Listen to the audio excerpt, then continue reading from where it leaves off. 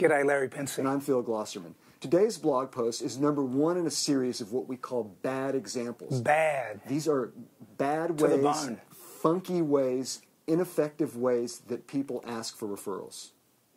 And in these examples, we want you to know that some of them are used in training people in asking for referrals.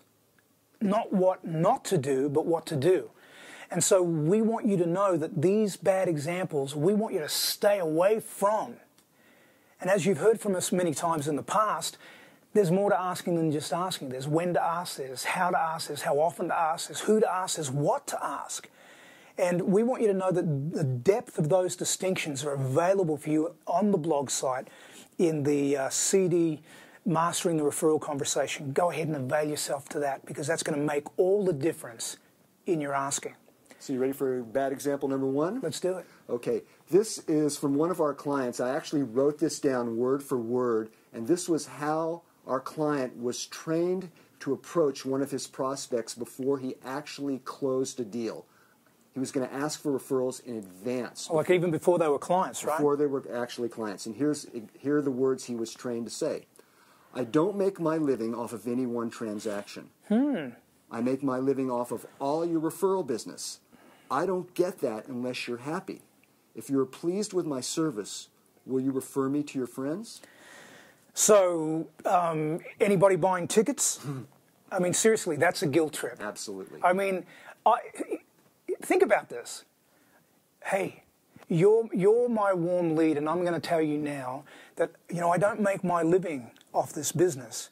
I make my living off your referrals. As if the person would care how the person makes his living. Well, it's setting up this kind of relationship of obligation. And especially, I mean, think about that. That's a guilt trip. Don't do it. Don't guilt someone or even attempt to. That's going to shut down trust immediately, which brings us to the next point on this. This is on the front end of the conversation before there's even been any kind of experience of your service or product or you. And in this front-end conversation, this is where you should be developing that rapport, that feeling of commonality, that connection that works deep at the unconscious level and manifests at the conscious level. This is where maximum trust should be created, not maximum demand. Or obligation. Exactly. Absolutely. Exactly. Now, the third one.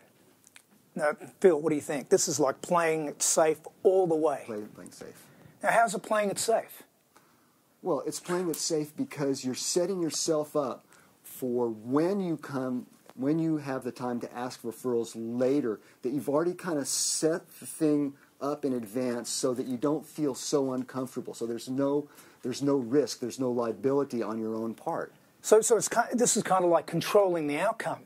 So you're kind of feathering the bed so that when you have that conversation, well, the person's already obligated. But here's the bottom line. That's a problem. This way of asking is a problem. We're saying to you, don't do this. Don't do this. Don't have a referral conversation on the front end, because people need to experience you. Remember our saying? People love you and they love the work you do. And when they love you and love the work you do, they have people that they love that love them too, that need to love you. And we're saying this is even before the love begins. Don't have this kind of conversation without the love. Cheers.